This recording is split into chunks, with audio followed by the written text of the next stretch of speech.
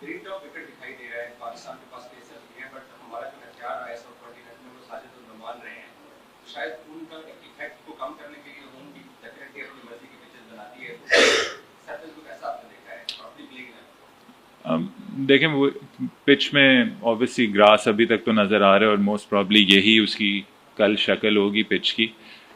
अगर हम देखें कि हमने ओवर द लास्ट 2.5 ईयर्स हमने भी किधर किधर क्रिकेट खेली है। हमने ऑस्ट्रेलिया में खेली, साउथ अफ्रीका में खेली, फिर उसके बाद जब हम पाकिस्तान भी हैं इनिशियली जब बांग्लादेश आई तो हमने भी सिमिलर विकेट्स प्रिपेयर की थी। तो हमारे लिए कोई नई चीज़ नहीं है।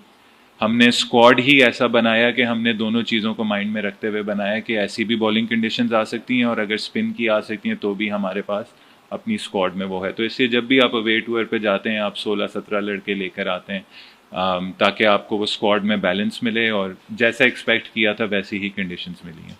बाबर, रिजवान, सऊद शकील और सलमान अली आगा ये काफी अरसे से खेलते चले आ रहे हैं। आप ही है, बट हमने सैम को भी टेस्ट क्रिकेट में आते जाते देखा, अब्दुल्ला को भी, अब इमाम वापस आ गए हैं।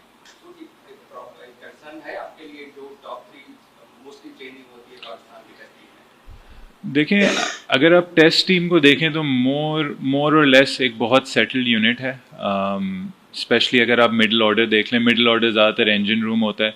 टॉप में ज़्यादातर अगर चेंजेस आई हैं वो इंजरीज या अनअवेलेबिलिटी की वजह से आई हैं। एक में भी Abdullah is the only one के जिसका फॉर्म साइड करते हुए एक ब्रेक देते हुए हमने उसको रेस्ट किया। वरना अगर आप इमाम का भी देखें, अगर आप पिछले 3-4 साल से देखें तो आई थिंक ऑलमोस्ट वही सेटल्ड टेस्ट क्रिकेट का यूनिट है जो खेल रहा है।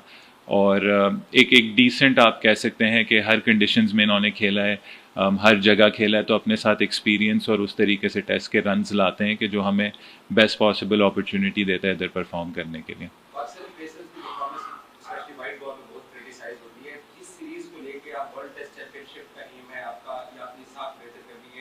या जो हमारे बॉलर्स के ऊपर एक बर्डन बढ़ता जा रहा है कि ये मैच में परफॉर्मेंस नहीं देते हैं, तो आपने क्या मैसेज डिलीवर किया? देखिए, मैसेज काफ़ी क्लियर है। टेस्ट क्रिकेट में सिंपल भी और क्लियर है कि जब तक आप 20 आउट नहीं करेंगे तो टेस्ट मैच हम मतलब ज़्यादातर नहीं जीत पाएंगे। तो बॉलर्स का रोल बहुत इम्पॉर्टेंट है और हमें पूरा एतमाद है अपने बॉलर्स पे। वो लीडर्स हैं इस टीम के, पास में भी परफॉर्मेंसेस दी हैं।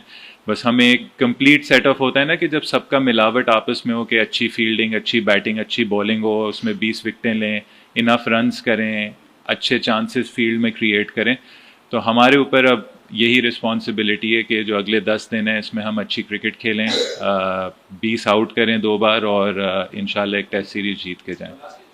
Last question. और बाकी लोग आए हैं, आप इनके साथ खेले हुए भी हैं, दूसरी कप्तानी में भी खेले हुए हैं, तो इस सेटअप को लेकर कैसा है? क्योंकि अमूमन हर 2 सीरीज में तो पिछले 2-3 साल में सेटअप चेंज होते आएगा, तो इस सेटअप के बारे में आप क्या आप किया है?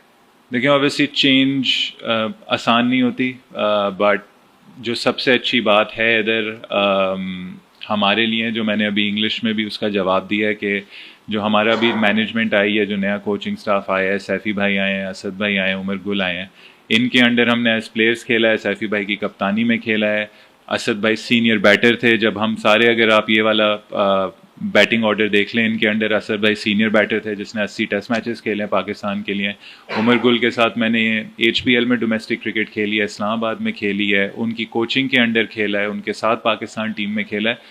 तो हमें लग नहीं रहा कि कोई नया सेटअप इस वक्त आया हुआ है। हमें लग रहा है कि जो लोग हैं जो हमें अच्छी तरीके से जानते हैं, जिनको हम अच्छे तरीके से जानते हैं और जिनको पता है कि किस तरीके से शान के साथ डील करना है, बाबर के साथ करना है, शाहीन के साथ करना है, इवन जो नए बच्चे आए हुए हैं, सब ने इन लोगों के साथ कहीं ना कहीं टाइम स्पेंड किया हुआ है, जो आई थिंक पाकिस्तान क्रिकेट के लिए एक अच्छी चीज़ है और एक बहुत अच्छा डिसीजन है। क्योंकि देखें, मैं हमेशा बिलीव करता हूँ कि जो कोचिंग स्टाफ और जो प्लेयर्स का जो लिंक होता है वो बहुत ज़्यादा मैटर करता है। सबसे आप अपनी फैमिली से ज़्यादा आप एक दूसरे के साथ टाइम गुजारते हो और आई थिंक एक बहुत अच्छा स्टार्ट ले। इवन दो PSL की वजह से टर्न अराउंड टाइम कम था, लेकिन जिस तरीके से कैंप रखा, उससे पहले रेड बॉल क्रिकेट का कैंप रखा, जो प्लेयर्स PSL में इन्वॉल्व नहीं थे, और फिर यहाँ आके जो हमने प्रैक्टिसेस की हैं, जो अरेंजमेंट्स हुई हैं, तो लग नहीं रहा कि हम एक फ्रेश स्टार्ट ले रहे हैं। ऐसा लग रहा है कि हम ऑलरेडी इन लोगों के साथ पहले से ही वाबस्ता रहे हैं।